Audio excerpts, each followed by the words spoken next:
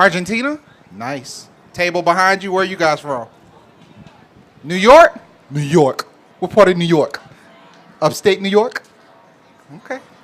I know that's like a horrible accent, but you're just going to have to roll with it. I'm from the South, so that's as close as I'm going to get to it. I'm from Alabama. Guys, I saw y'all bought a whole pitcher of beer, and y'all didn't offer nobody. Didn't give me a beer or nothing. So where you guys from? New York? All right. Boston? Boston. I had my best drink in Boston. I don't know the name of the bar, but you just go in and tell them how you feel. All the drinks, all the liquor is below the bar. Oh, yes. That's when you go in, you just tell them how you feel, and they make a drink. I was like, it's too damn cold, and I wish I was back home. He was like, I got you. I was like, oh, shit, this is perfect. Yeah, it was amazing. He put long pepper or something in it. I was like, what are you doing? Where are you guys from? D.C.? I was just there last weekend. So political there. Imagine that. Where? Texas? And where are you from? Oh, okay. I'm just playing. Mar-a-Lago. It's all right. It's not your fault. And you guys right here in the front that all came with South Florida Black Business Directory. Thanks for coming out and showing your support. So, if you guys haven't heard yet, Tech Beats and Byte is our way of entertaining you with food and music. The music is scientifically chosen because everybody knows 70s soul and 80s soul. So even if it's mixed into a hip hop song, you just phase out the lyrics and you still love the music. But we wanted to find a way to kind of talk to people about what's going on in our community in a more relaxed atmosphere. Now, the truth of this is becoming a TV show. That's why the cameras are in front of everybody and not behind you. So when we get rich, you can't say that you owe us or you can sue us.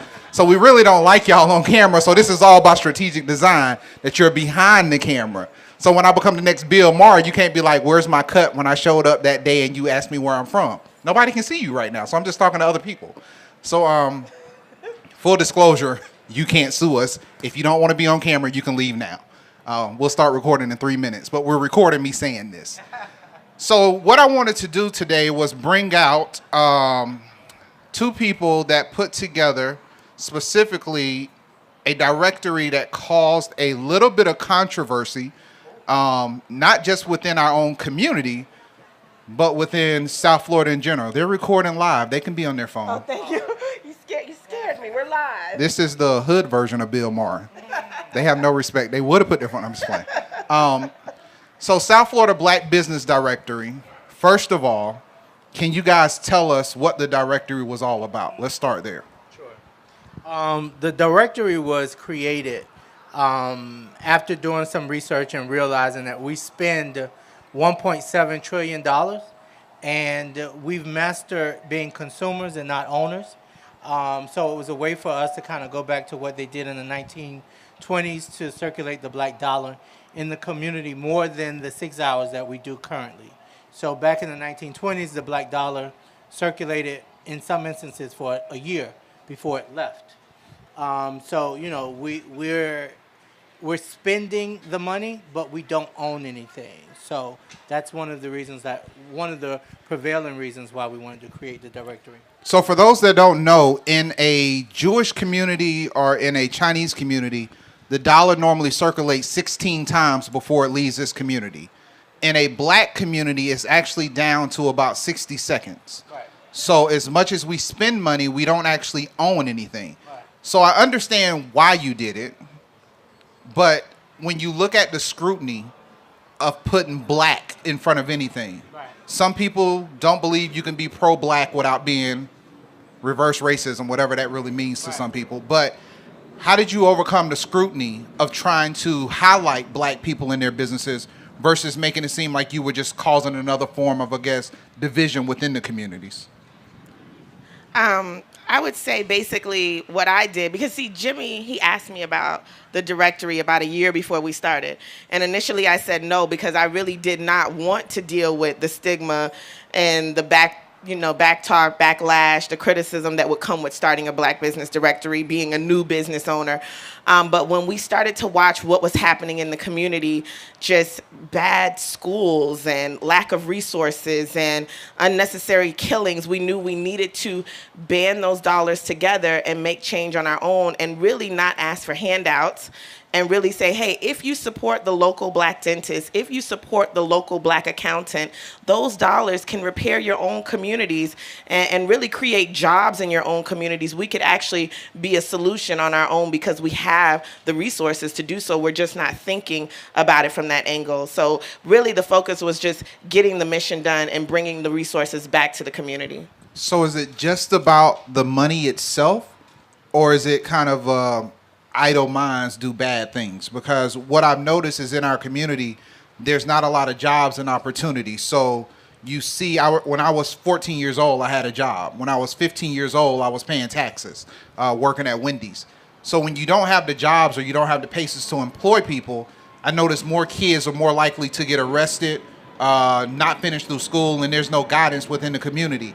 So was it just about money, or was it about the sake of actually building the community? Well, I think, believe it or not, those go hand in hand because the money is required to build the community. So what happens here is Joe the plumber, he can't hire because no one's shopping there. We're all at Walmart. And so if we make a shift and we shop at Joe the black plumber, who's, he's in your family, you know him, you know his cousins, you go to school with his nephews. If you just make a switch, if all he has is, if the only thing he can do is repair toilets, he can't quite do the piping, well, just go ahead and make that one switch there. Now he can employ. And so now you're off the street, whereas you may not have had anything to do before. So it starts with supporting the black enterprise. What we find is our businesses become almost like financial deserts because we're just not shopping there. Yeah, no, and I would say that we've been very intentional about making sure that the directory is a place where businesses and consumers meet. So it's not a place just to promote businesses, but it's a place to encourage us to shop with us. So, how do you verify that the company is a black-owned business for them to get into your directory? Right. So we have a team that go out and they speak or call to make sure that these people are, in fact, black-owned. We have we've created opportunities where we have black-owned businesses, but also black-friendly businesses. So there are some businesses that aren't black-owned, but they're black-friendly. So we have a conference call, with a major non-black business this week. So we don't want to be in a position where we're just creating an island and insulating us from the rest of the world. That's just unrealistic. So I guess the controversial part is something I somewhat believe in, but I'm here to ask you the uncomfortable questions. Right. A lot of people would say that integration and the removal of segregation in our community was one of the things that hurt the black community the most. Right. Because the element of making it was, and New York, we can talk about this with you guys. The element of making it in New York was to no longer be into Brooklyn. Your goal was to get out of Brooklyn. You wanted to be somewhere besides Brooklyn. You wanted to be in Manhattan. You wanted to be in the city. Now, of course, when all that happened, everybody moved out of Brooklyn. Next thing you know, the hipsters come back. Brooklyn is worth millions of dollars. So, instead of rebuilding our community, it was best to get out of your community to show that you've made it. So my thing is, if you're almost recreating this cycle all over again, how do you keep the friendly versus the pro-black versus the we got to keep our dollars to ourselves? How do you actually make the integrations work? It's a very difficult proposition. But when you study your history and you know that the 1920s, we were thriving as business owners. We had airlines, we had our own schools, and things like that. So I think we need to, one, be intentional about the effort and unapologetic about being successful business owners, making sure that we take care of each other, and those type of things. But I'm not going to cut you off. No. Besides the 4'10" lady at the bar, she is a real woman. She's over 30. Does anybody know what the richest city was in the state of Florida in the 1920s? Say it again. Yes. Who said that? Kamala. She's with us. Somebody buy her a drink. I can't afford it. Yeah. My dollar has already left 60 seconds ago. Right. But Rosewood was a city that was a black city right outside of Ocala, about less than 100 miles away from Gainesville. Mm-hmm. And Rosewood was burnt down because a black man was falsely accused of raping a white woman. Right. But this city was one of the richest cities, and it was self-sustained with black-owned businesses. Right. So, to me, our current Rosewood is Overtown. Right. How do you bring life back into Overtown? Because Rosewood is nothing but a sign and a placard right now. Right. That city never got rebuilt. How do you rebuild the communities down here? I think, and first of all, amazing question, and thank you for that, because it allows us to talk to the process. So again, because we just started wanting to help our community, not necessarily wanting to create a movement, but really wanting to help our community, you know, we had to put the pieces to the puzzle together as we were putting the puzzle together, if you understand what I'm saying. And so with that being said, we wanted to make sure that shopping black became a fun thing, really energizing the excitement behind black culture and the way we do fashion, the way we do food, the way we do anything. It's a little bit different, and really bringing some fun to it, because when you say Asian cuisine, that's a whole lot of fun. When you say Chinese cuisine, that's a whole lot of fun. Mexican. So we want to be able to say, hey, what about that Bahamian food? So what you about left it out, because when you say black cuisine, I'm thinking I need patience. Exactly. My service, and I'm sorry, I'm just being Tell the real. truth. So y'all might Tell the not. truth. But if you had a black-owned soul food restaurant with the customer service of Houston's, they would be worth billions of dollars. Right. But I'm tired of waiting just to get my water, and my chicken cannot come out cold. And that's a process for both the business owner and the consumer. There's a little bit of patience there. So Houston's may be a 50-year-old company, right? It may have been passed down from generation to generation at a time, where we were maybe struggling just to get the right to vote or to walk down the street. And so now in 2015, 2016, 2017, we're starting a business. There's a lot that business owner has to go through. So the consumer has to have a little bit of patience if they understand the end goal. So when we understand the end goal, when we want to have a Rosewood in Overtown, when we want to get back to Tulsa, Oklahoma, that we want to get to that Black Wall Street, there's a patience. It's actually a working together. And so it is definitely not easy. So it becomes more than just a directory. And for those of you who are here, we do have a digital directory. You can go online and support those businesses. But it's more than just that. There's a mindset change that we're trying to implement in both the consumer, whether they're black, white, Chinese, young, old, whatever, and that business owner. And there's a level of excellence that those black businesses have to deliver. So one of the reasons why, just so everybody know, one of the reasons why I was encouraged to bring them on is because what a lot of people don't know is about 60 to 70% of small businesses still in 2017 have no presence on the internet. Yeah. So they still don't have websites. They don't know how to use social media to market their companies. So some of the things that we take for granted that we have young kids that know how to do for fun, these companies really don't know how to do it. They don't know how to integrate these tools. So you go to a business and you talk to them about Instagram, they know what it is, but they don't know how to use it as a business tool. They know about Facebook, but they haven't created a page for their business. So I applaud you guys, because a lot of the companies I know that you're working with, you're actually their first access to be accessible on the internet. Right. You're the first ones. Yeah, no, and again, we've been very intentional about making sure that we take advantage of the social media platforms. Crystal, myself, and Don, which are co-founders, we're all marketers by profession. So we understand the importance of making sure that companies that we deal with have visibility on all of the social media platforms. So, you know, we've been very intentional about that effort. So besides the stupid remarks of, since it's called the Black Business Directory, are you racist? What's been some of the, I guess, most ignorant things you've had to occur since you've actually launched the platform? Well, I mean, I can tell you, and I'll be very, very honest, addressing the elephant in the room, when we started, we didn't necessarily want to create this thing from scratch. So we reached out to several entities that already had existing directories. And one of them was a very prominent one, funded very well. You can stop. We know. Okay, so I'm stopping them. We reached out, and we got content funny will live looks forever. Yeah. Okay. and those type of things. So now we've created an engine that's moving, and now people are speaking when they didn't before. That type of thing. So, all right. So we're going to break the mutiny a little bit. I want you guys to also get to know them. Crystal, favorite drink? What is it?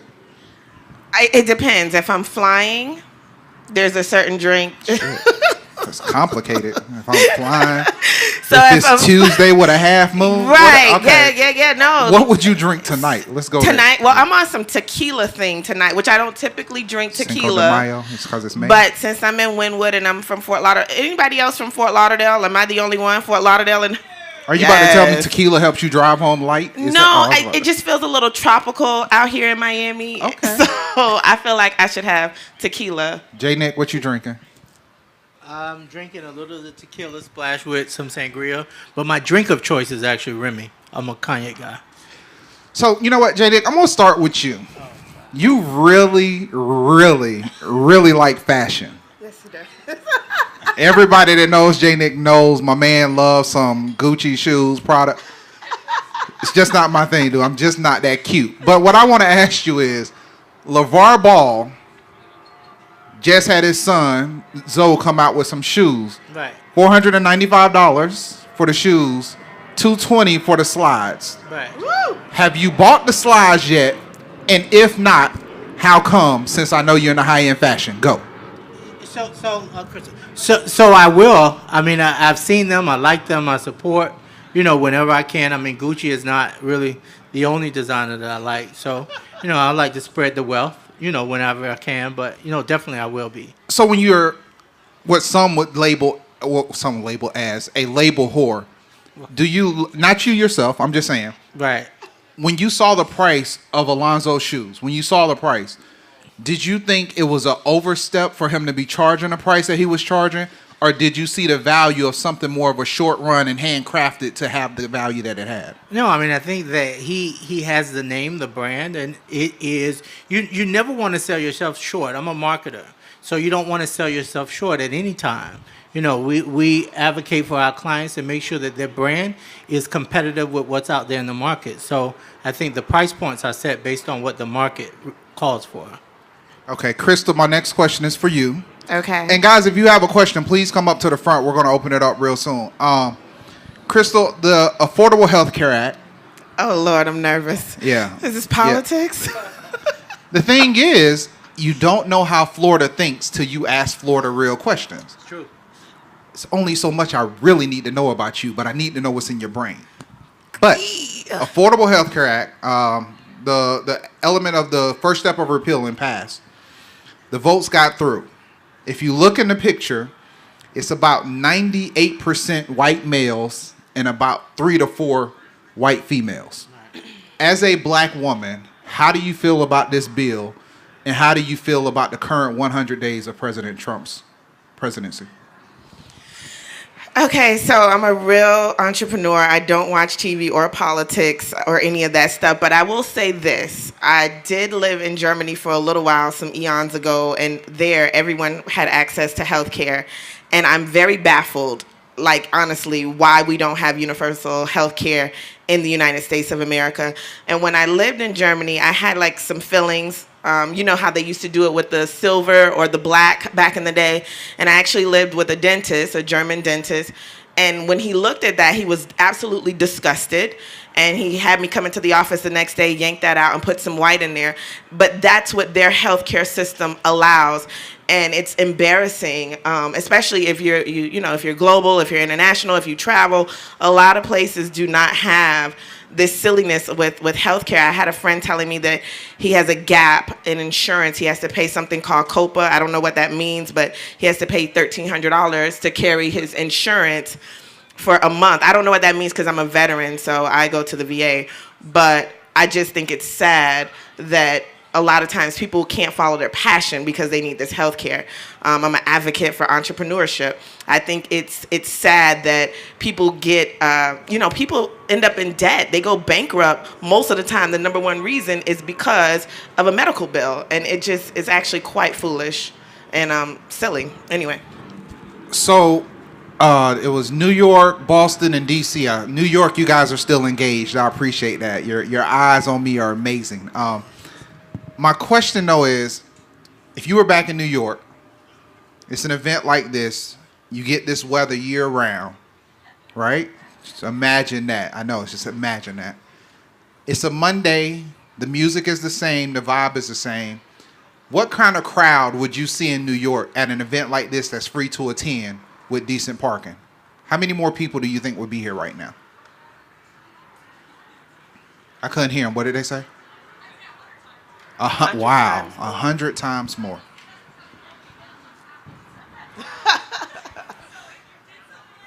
Everybody would come. I got you. Okay. That makes sense. So this is going to be the uncomfortable question for everybody that's now watching, not the people that are here.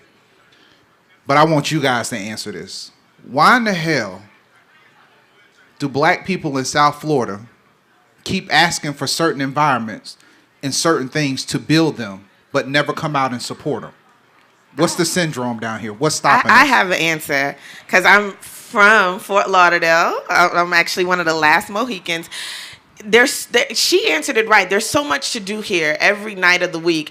And I don't think it's a black thing or a white thing. I think that whenever you have something just this amazing, unfortunately, we have to work harder at how we market it. Even when we were marketing the directory, there's a lot of black-owned business directories out there. Honestly, there's thousands. Hit Google and you'll find them. But none of them were able to capture the business community like we were. We really went into a whole nother level of marketing. And I think that if we did that here, you really would have a problem because what you're doing is amazing. These questions are uncomfortable, but they're necessary, and it's engaging, and it's appropriate for this audience. So I commend you on what you're doing. You just need to get me and JNick on your staff. We could do a little marketing. Always plugging. It's okay. I mean, we understand that. Right. So, Q, you ready? I know Q has some questions. 22. Okay. You can come over here.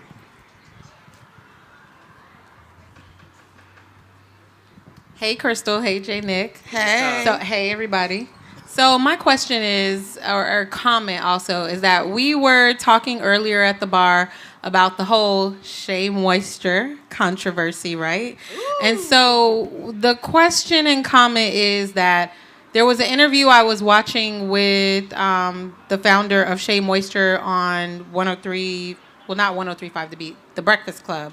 And he stated that in order for black businesses to grow, you have to go, you don't have to, but most likely you're going to go outside. So then what I was wondering is there really hope for what is trying to be built here? In a sense, we're talking about a black business directory and we're talking about growing black businesses. But if at the end of the day, you're telling me I still always have to go outside of the black business network in order to grow or scale or whatever, what are we really doing here? New York, just so you understand, Shea Moisture is the stuff she puts in her hair to get those fabulous curls. It's a hair product company. You guys with us still? Okay, just making sure. Let's go. And I think we should add to that before JNick answers. Most of the customers of Shea Moisture have kinky hair. And when they did their big commercial, the images were of mainly Caucasian women with straight hair. So a lot of us with kinky hair use the product, and then bam, they do a commercial, and it wasn't us. So it was a big controversy. That's the whole story. So there is a couple things at play. So the reality is that current businesses, when you're on that level to go to the next level and to continue to exist, you're going to have to do what they did. You look at Jet Magazine, they sold to black owners. You look at some of the other prominent businesses. Carol Daughter did the same thing. She sold, as well. So currently, we're not collectively where we need to be. So you face the reality of going out of business, or you need to do what you have to do. So I mean, I didn't necessarily see an issue with what they did. I saw an issue with how they marketed what they did. So to me, that was the big, faux pas that they did, that they didn't do a great job at marketing what they were doing. But I thought that, for them to not go out of business, surely you have to kind of, scale and reach out to other, communities to grow the business for sure. That makes I sense. want to add to that because I actually use the products. So Shea Moisture, the commercial was alarming. It really was alarming. You really thought, wait a minute, are these products for me? And I think that, again, what should have happened there is that company, the only mistake they made is that they hired a marketing company that didn't understand the culture. They should have hired us, right? They and it sounds like I'm plugging, but really, they should have hired a black We marketing understand. company. I mean, they missed the mark about as bad as Pepsi did, Right. and I mean, Yeah, it right. happens. All right, hold on Yeah. 1 second. Good evening. Really happy you guys are doing this. It's really empowering myself as an entrepreneur. And I just wanted to say that the first event that I came to for South Florida Black Business Directory, you said something really important, and it has never left me. And I think that we honestly need to show some forgiveness right now, because if we go to Red Lobster, right, you said this, if we go to Red Lobster and they messed up our menu or they messed up our dinner, we're going to give them another chance, right, because we like the cheddar biscuits.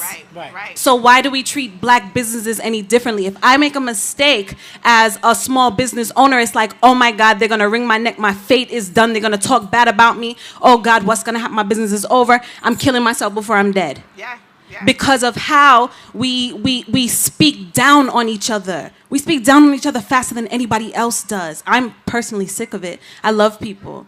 I genuinely love people, but people don't always understand that. And I don't know, I feel like everything starts with love. So once you start to know yourself and love yourself, then you can love the community around you and see that past people's flaws, because everybody's flaw. Yeah. Everybody's flaw. So let's support each other. That's all right if we're all flawed. If you got a flaw, you got a flaw, you got a flaw, I got a flaw. All right, but it's not going to be the same flaw. So let's build. I love what y'all are doing. Thank you. Thank you, Tracy. Thank you for that comment. It was awesome. So, before we move on, let's ask. New York. Name a restaurant you guys like. I'm talking to New York. Come on, man. Calm down. Serratos? Oh, I like Carrabba's too. Carrabba's. Okay. So, Carrabba's, you go there. You get horrible customer service. What are you going to do? What are your actions? So the happy hours are good, so you keep going back. So in other words, black people, he's trying to tell y'all don't drink enough. If you drink, you will be more forgiving. You just start letting shit slide. You're like, it's okay. Just give me another drink. All right, but seriously, if the customer service is horrible, what are your actions to let them know that the customer service is horrible? Are you just making a complaint? Are you talking to the manager? Or are you no longer patronizing the location itself? This is a great question. To be honest. Okay. The man is real laid back. He wouldn't do a thing, is what she's saying. Okay. That's the happy hour guy. Okay. Now, what would you do? Okay. Say that again? You would complain. At what point would you stop patronizing the location? What would they have to do for you to stop coming? Okay. So this is reason why I said that is because a part of the stigma is, even though I would say like diversity, inclusion, and other things are shown in the process, and there'll be natural parts of you, I do want some people to understand a lot of the problems we see are not just black problems. They're not. They're just things you pay attention to within your own community. Right. Don't limit problems to a color. It's really not that simple. I mean, you have to remember, theoretically, black on black crime is what it is because it was labeled that way by media to continue to beat you down to make you feel a certain way. When there's just crime within white people, they just don't say white on white crime. Right. So don't allow media and don't allow hype to put you into a juxtaposition to where you now feel a certain way about your own community because they've trained you to think that way. All communities have problems. Right. Hispanic communities are now, I guess my political term is Latinx. But yeah, all communities have the same problems we have, but don't think it's just us. We all dislike people at some time. the flaw or the element of perfection is exactly that nobody is perfect. So there's times where you will make a complaint, but you do have to be more cognitive to understand people have done what they could do to build their communities, and there's nothing to change the fact that black communities did not get the same equity to get the jump start on where they're at. So even though the questions were tough, I do want you guys to know the only reason why I have you here is to support you. But a new part that I wanted to add, just keep going and restart it, go ahead. The new part that I did want to add to the show was to say that if this is the case, now I need to know, I don't want to have to invite my next guest. I don't want to have to string the community along. And people always say extend the olive branch. So now what I want to do is each one of you are going to name the next 2 people I should have on the show. But the challenge is both of them can't be black. Well, Jimmy's going to have to handle. So it's 2 of you up here. So on camera, since we're getting restarted, the camera's booting back up, I need to know, name 4 people we should have on this show that fits the format of Tech Beats and Bytes. That are not black? 2 of them can be black. The other 2 have to be of another race. Right. Oh, God, this is, you know what's so hard about this? I just got to say, can I say shout out to the South Florida Black Business Directory real quick? Ooh, I don't see no drinks. We get paid off of the bar tab, though. Go get a drink. Okay. No, my team is drinking. Bar guarantee is how we make our money. Go get another drink. My team is drinking. We all drinking, except the I church see about girl. 4 empty. That one right there is 13. Metris, go get your Kool-Aid. She might be the go deacon. Get your Kool-Aid, baby. Get the one with the tequila in it, Metris.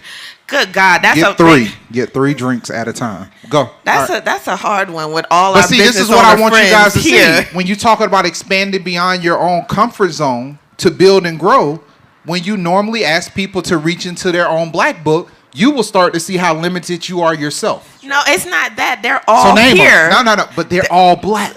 Right. So I got to pick 2 from there and then 2 from somewhere else. Exactly. I got to ride home with some of these people. But just remember now, they need to be TV show worthy. You just can't be putting your friends My up whole here. team TV show. I'm just saying. Can I get shout outs? No disrespect to any of y'all. I'm just saying. Y'all, you interview Phil Jackson and Michael Jordan. Nobody really wanted Scottie Pippen on the show. I'm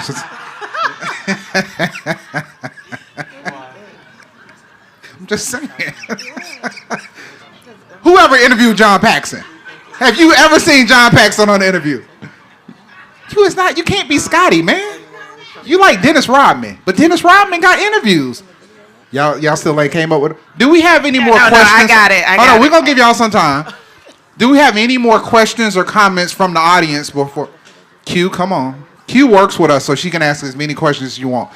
Truthfully, this is her last question, but she can ask as many as she wants. Ben, you have a question? Ben, would you please come up and ask your question, sir? Oh, sorry, can't I ask my question? Yes, you can, but you got... Let's be respectful. You've gotten one in. Aww. This has been with the Be Me, not BME, Be Me. All right? All right, hold on. Ben, go ahead. And Benjamin is a rattler, too, so... So I have a statement and a question. Okay. Just responding to the whole Shea Moisture. My issue wasn't, my issue was all the men attacking the women for having issues with it. You don't even use the product, how you attacking the women who have issues. Okay, that's good. Just not most of the men I knew. They don't barely use nothing. Yeah. But anyway, my issue with that was it not them reshaping who they're reaching out to. You got to do that in business. You have to survive. My issue was the appropriation of a cause, the hair movement. That's not your cause.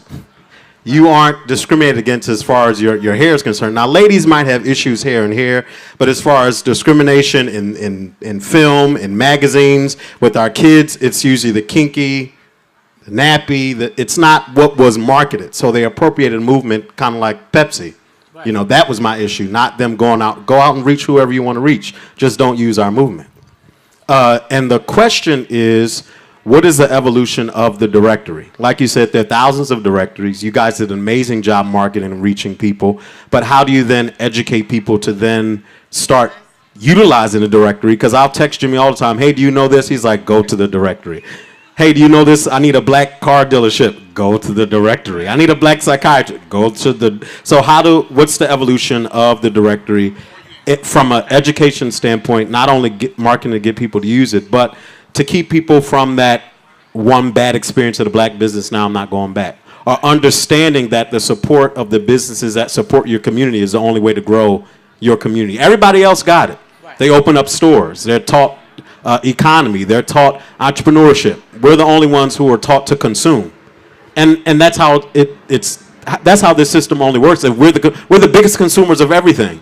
We're the biggest consumers of like Netflix and Hulu. We're the biggest consumers of hair products. We're not making anything. We're buying those $500 shoes, whether you can afford them or not. Right. So what's the evolution, of the directory? Just before he answers that, I really want to say thank you for that opening comment, because the damn Miley Cyrus, she just did the same thing to us. Miley Cyrus just disassociated herself from hip-hop to clean her image, but she used hip-hop to get her image to where it's at. So be weary of those that only want to take from you and never give anything back to you, and they should have saw that a long time ago. I just want to get that point out. Can I add, because the shea butter touches me because I'm a woman and I use the product. I'm a man and I use the product. I'm just I don't got that much hair, but I use the product. Before they had commercials, before they had YouTube, before they had following, they're selling out of the trunk of their cars. They're selling in like little vendor spaces like this, and we were their customer base. So when you start to gross millions and you forget about your original customers, it hurts. So it's a lot going on there. So the shea butter is big, but I do forgive them. What is, in 3 sentences or less, everybody here has $100,000 on them. You got a three-sentence pitch. What is the pitch to tell everybody how this product is going to revolutionize so that they actually invest in you? What's the pitch? The pitch is really taking back our communities. We have to realize, and I go back to the $1.7 trillion that we're spending, that we've mastered being consumers and not owners. But how do you move the platform forward? What's the next step to actually say we went from here, we've launched it, 50,000 businesses have signed up. What's the next step though? So it is us realizing that we have opportunities, they're out there, and to have access to those opportunities, we need to come together and support each other. So is it organic as Facebook? Are you hoping that people just depend on it, or do you we're workshops? Way beyond. Do you start educating people? That's what Metris. Right. That's what Metris is going to probably definitely touch on, and she really helped us to realize that. So every Thursday we're in a class with Urban League because she's a part of the directory and under the leadership and guidance of a black-friendly, black-managed, not necessarily black-owned, but PSC and some of the other organizations that she's affiliated with. Jimmy and I will always stay in our lane as marketers, and Facebook is just a portion of how we market, but we actually let other people come in and bring their expertise to the table. So just follow the movement, follow the events, follow the education, and eventually it'll be second nature, just like Yellow Pages, to go to the directory. Because I think the education part is a part of the empowerment. So we empower people through education. So I think when we start to do what we're doing with Metris, with the Urban League, the Miami-Dade Chamber of Commerce, and other people, we realize that we are better together. And, we realize the money that we're spending, if we keep it in our communities, we'll be great. All right, guys, these are going to be our last 2 questions. My question was, what is the South Florida Black Business Directory doing to help businesses make money? It's one thing to be just listed in the directory, but if I'm a new startup, I ain't made no money, I'm passing on my business card, my back of the house ain't right, it's not a hobby. What do I need to do? Where do I go? How do I get help? Well, levels. There's levels in life. So we tell people it depends. Right now, we're a part of the Urban League training. There's the PSC training. You may be on that level. But for me, what's important is to network. I make most of my money not because of education and training. I know how to market. I make most of my money through networking. And a lot of times in our community, we don't network. We get right in our phone. We go in a little corner and we don't expand that network. We remember that we're Pookie from the hood and we stay Pookie from the hood. So my goal with the directory is to teach folks that it's okay to network, to say hello, to introduce yourself, to pull out a business card, because your next contract could be right in front of you. So are you going to start doing like business development consulting? Well, we do the networking mixers on Monday nights, typically, is what we do. Awesome. All right. Last question. I think Metra's had a follow-up. We're going to make 2 more questions. Go ahead. Actually, it wasn't a question. I wanted to just say from a different standpoint. When I heard about the directory, I was excited about it because I just didn't know where to go. So when we decided that we were going to have different sections of different, professions, I wanted to know. So when I went to one of the networking mixers about the law, business law and everything, I didn't know where to start when I became an entrepreneur. You just start with little business cards from Vistaprint and you continue and you stop there. You just don't know what else to do. But when you get inside and you want to be professional, you want to get your EIN number, you want to be, looked at as a professional, they were giving these different trainings, and that was the first step to it. So I personally promote the directory because when someone asks me, just like they asked Jimmy, where do I go? Just like he was saying, where do I go? They know exactly where to go. Start there first. And when you go there, and if you don't like it, just like the person said, then I'm just not going to go back. But I'm not going to bash it. Exactly. I'm going to try something else. So it's one thing is the mindset of the people. My mind had to change. It had to be renewed in order to be able to say, okay, let me try it this way. They're trying to do something else. Give us a chance. We're just saying give us a chance. And we're giving you things that are complimentary, not free, but complimentary, because that class was serious. After that, I was able to say, wow, I need someone to look at my contract before I give it away when I'm doing insurances. I want to make sure that someone is looking at that. So it's just there to say, give us a chance, help build, help grow, and change your mindset. Thank you. All right. Hold on. You know why I'm doing this. Front of show. Go ahead. Now, my biggest question has to do with real estate. What we're seeing across the country is 70 million square feet of retail spaces being closed across the country. What is the best way to promote in the community local shopping, local business, local retail, to kind of to put off the start over? So across the country, we're dealing with 70 million square feet of retail space being closed. I don't know if you can fathom that, but it's about 140 times any of the big shopping centers. How do we overcome that by promoting community shopping, local shops, opposed to going online, saving $10 here, $20 there? I don't think there's a definite answer, but here would be an option. This is what I would do. Every one of them should have a microbrewery and somewhere where people can hang out in it. That would be number 1. Number 2, convert them into affordable living to almost have them like the little living communities. Number 3, landlords should take more interest in making investments into the small businesses to where you do a profit share rent. Lower the rent, take a piece of their profit, and allow these companies the opportunity to grow.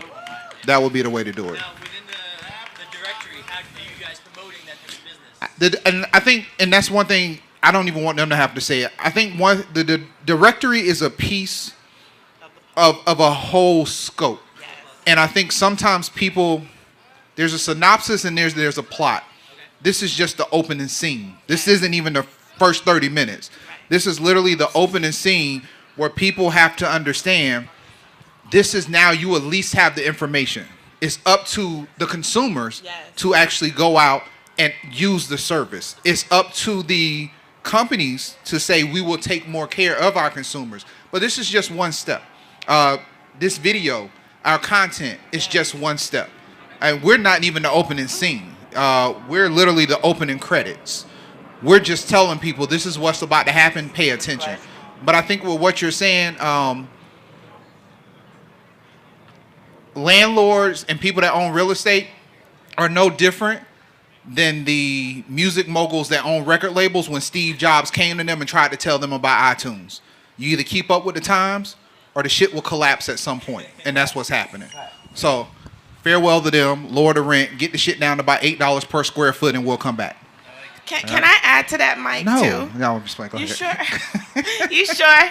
Because sometimes, like I always say, there's levels. And so that's the absolute right answer. But the other answer to that is if that's an interest of yours or his, we would love for you to get with us and let's promote that through the network. We can use our newsletters, we can use our e-blasts, we can use our reach on social media, because again, Jimmy and I and Don, we're going to continue to market, but y'all got to give us stuff that's valuable. The best way to get a business card, meet him at the bar, buy him a drink, start the conversation all over again. Absolutely. But we'll definitely give you a business card afterward. Thank you very much for the question. Good question. And Metris is going to close us out with the final question. I guess it's a question, a statement. You mentioned about business development, Michael. You mentioned about business development and Black Business Directory. My involvement with the directory is people coming into business, they're not making any money. I train. The goal and the partnership is to provide a platform, access to training, access to capital. So now that our businesses are viable, we'll become vendors. We're vendorized, we can make some money. So that way we can take care of our own communities. Yeah. So that's part of that part. Hey, Kool-Aid! Hey. We love you, Metris. So, in the true spirit of digital grass, anybody, New York, have you guys ever been to a Black Baptist church? That's a good time, yeah? Okay. Right? That's a good time. So to the right, yeah, you say, in a Black Baptist church, the pastor would be like, hey, anybody got a last word? And that turned into a whole nother sermon. Yeah, see, I went to a Black Baptist church, so when we say last word, we actually mean it. It means one damn word. That's it. So y'all don't get to make a statement, no comment, no extra. What's your last word to close us out for our interview? One word. Thanks. Okay. Thank you. Okay. Love. All right, guys. So with the thanks and love that we received from you, thank you for coming out to another Tech Beats and Bytes. We appreciate you all. Join us at the bar to have a more conversation. And Self-Born, bring back the music. Let's go back, man. Appreciate you guys. Thank you to the Knight Foundation also. House of Mac. I'm sorry. House of Mac. Digital Grass. Our president, female president, Latoya Sturb. Our lawyer, Alicia Daniels. Our cameraman, Dante Filiot, and to the Knight Foundation, and everybody that came out to support us tonight. We appreciate you guys. Thank you for showing up. Enjoy the music. Enjoy the rest of the night.